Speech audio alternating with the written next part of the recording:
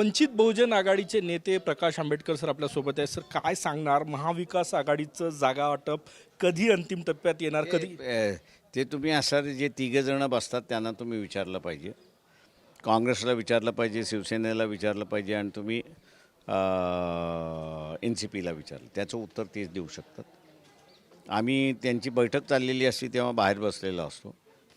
आमची यादी आम्ही त्यांना दिलेली आहे. आम्ही त्यांना सारं त्या ठिकाणी टोटल कॉम्पोजिशन कसं असलं पाहिजे त्याचंही त्यांनी आम्ही दिलेलं आहे. आता त्यांनी डिसाईड करायचं आहे आणि आम्हाला कळवायचं आहे, अशी परिस्थिती आहे. सर किती उमेदवारांची यादी दिली तुम्ही, काय सांगा?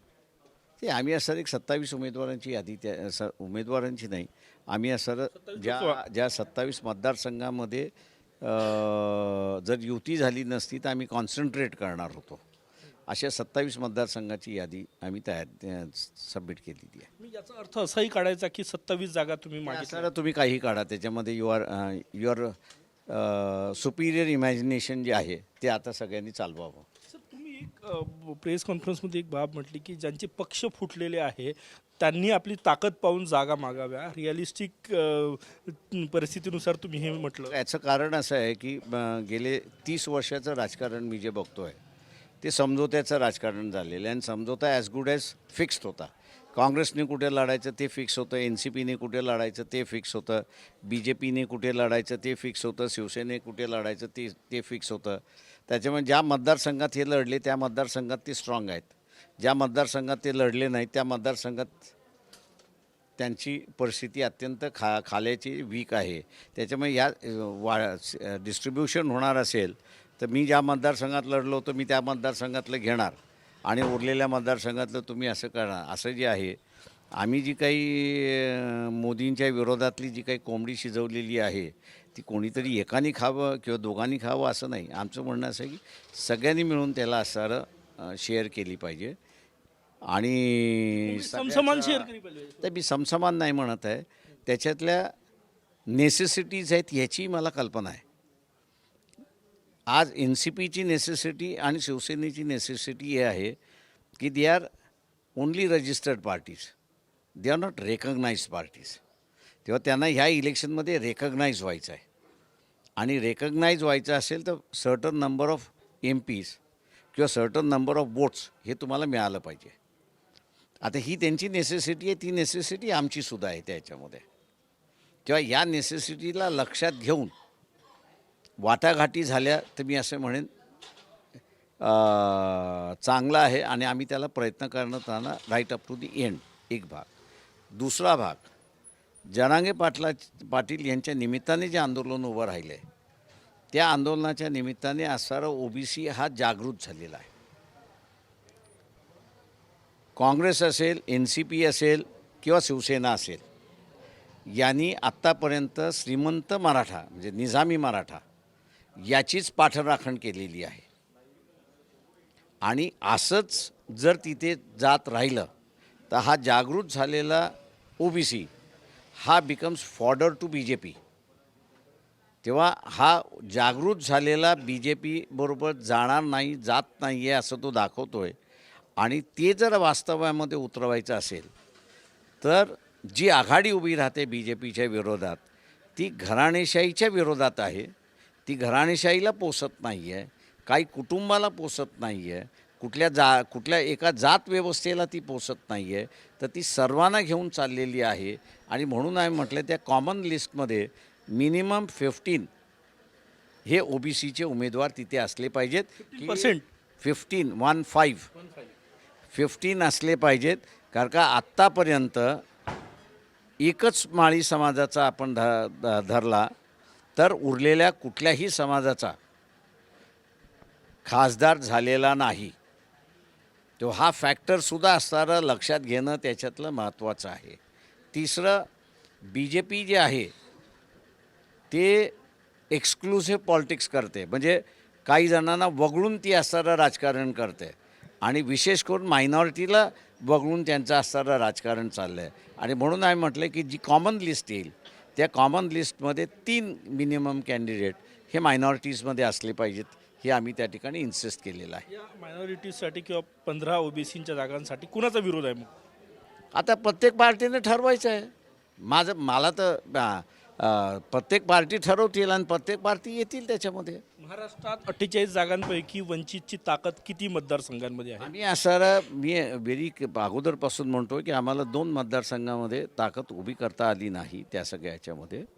46मध्ये आम्ही असणारं पूर्णपणे ताकदीने आहोत आणि आज आम्ही असणारं म्हणतो की आम्ही 2.5 लाखाच्या आसपास त्या मतदारसंघामध्ये आहोत मायनस मुस्लिम्स. 46 मतदारसंघात 2.5 लाख वोट बँक आहे. लाख वोट बँक आज आमच्याकडे आहे आणि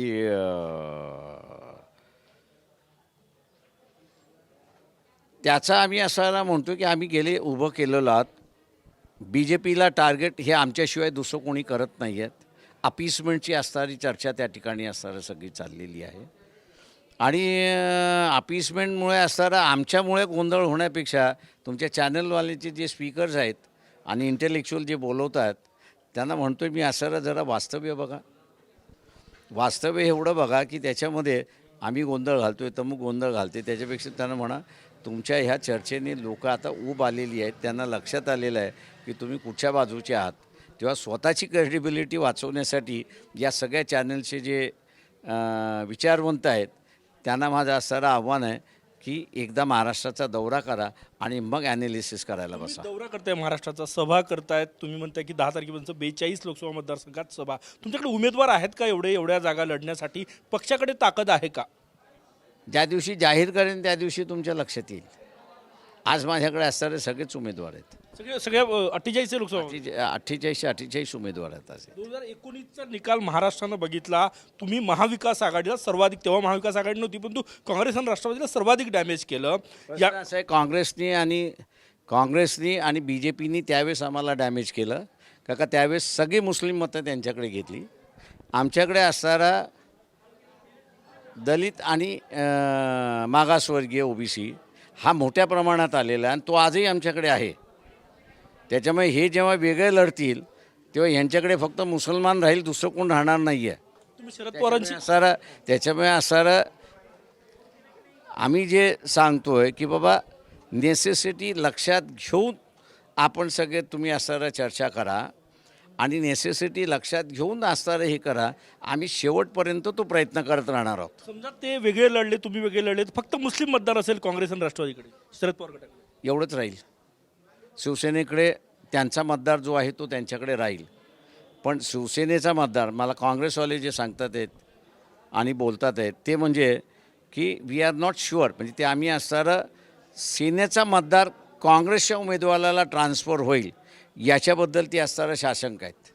त्यांना असणारं असं वाटतं आहे की तो मतदार BJPकडे अधिक वळेल आमच्यापेक्षा.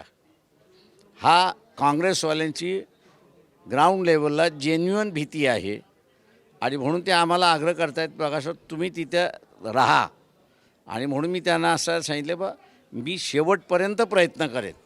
सर हा प्रयत्न शेवटपर्यंत ते यशस्वी प्रयत्न होण्यासाठी आकडा कुठला आहे की या आकड्यावर आम्ही मी आकड्यावरती म्हणत नाही. मी मगाशी तुम्हाला पॉलिटिकल पार्टीची नेसेसिटी सांगितली. ती नेसेसिटी लक्षात घेऊन जर समझोते झाले तर माझ्या अंदाजानं इथे समझोते टिकतील नाही तर टिकणार नाहीत. ती समजूताचा आकडा महाराष्ट्राला जाणून घ्यायचा. आकडा नाही, आकड्यावरती मी येत नाही. नेसेसिटी हा त्याच्यातला आहे. प्रत्येक पार्टीने आपापली नेसेसिटी डिसाईड केली पाहिजे. विनिंग किती जागा आहे की जे वंचित जिंकू शकते? मी जसं म्हणालो की आम्ही मिनिमम जे आहेत त्या 6 जागा आम्ही जिंकलेल्या आज आहेत असं मी त्या ठिकाणी नमूद करतो आहे. पवारांची भेट आहे तुमची, मोठ्या पवारांची, काय चर्चा करणार? काय त्याचा फोनही आला. फोन आला भेटणार, फोन आला भेटलं पाहिजे भेटणार. एक शेवटचे 2 प्रश्न. तुम्ही म्हटले की जर हे झालं तर मी भाजपसोबतही जायला तयार आहे, ते काय अट आहे? एक सांगतो की आम्ही रिफॉर्म्समध्ये बिलीव्ह करतो. राजकीय अजेंडा हा आमचा हा नाही. सोशल रिफॉर्म करता करता सत्ता मिळाली तर आम्ही निश्चितपणे घेणार आहोत. आत्ताचा जो रिफॉर्मची जी गरज आहे ती म्हणजे की जातीवरती आधारित पुजारी आहेत, पुरोहित आहेत. आज कुंभाराचा पुरोहित, त्याच्यानंतर लोहाराचा पुरोहित, याला फक्त त्याच्या समाजापुरतीच मान्यता आहे. त्याला इतर समाजामध्ये मान्यता नाही. तेव्हा समाजामध्ये समता आणि अधिकार हे दोन्ही आणायचे असतील तर हे सिम्बॉलिक आहेत असं आम्ही त्या ठिकाणी मानतो आहे.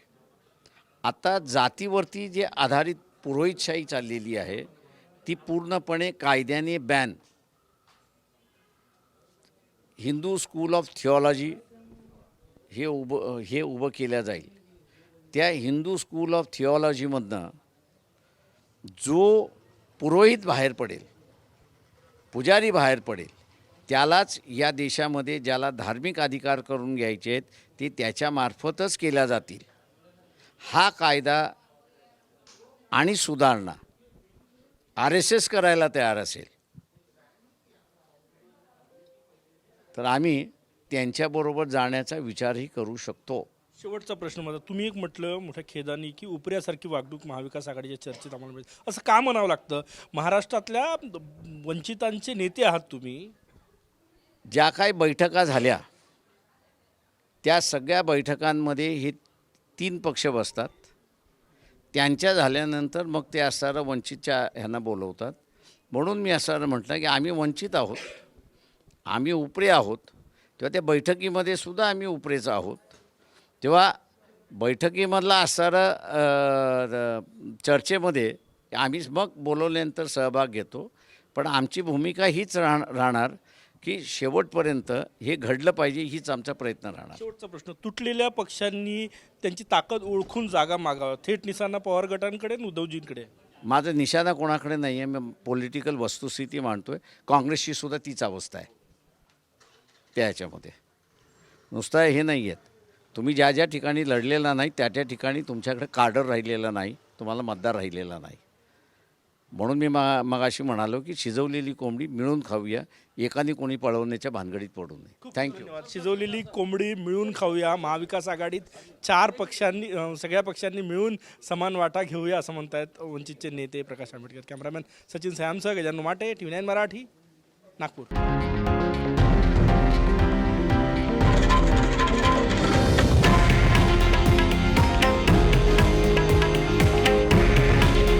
हे आहे देशातील नंबर 1 न्यूज नेटवर्क आणि आपण पाहत आहात TV9 मराठी.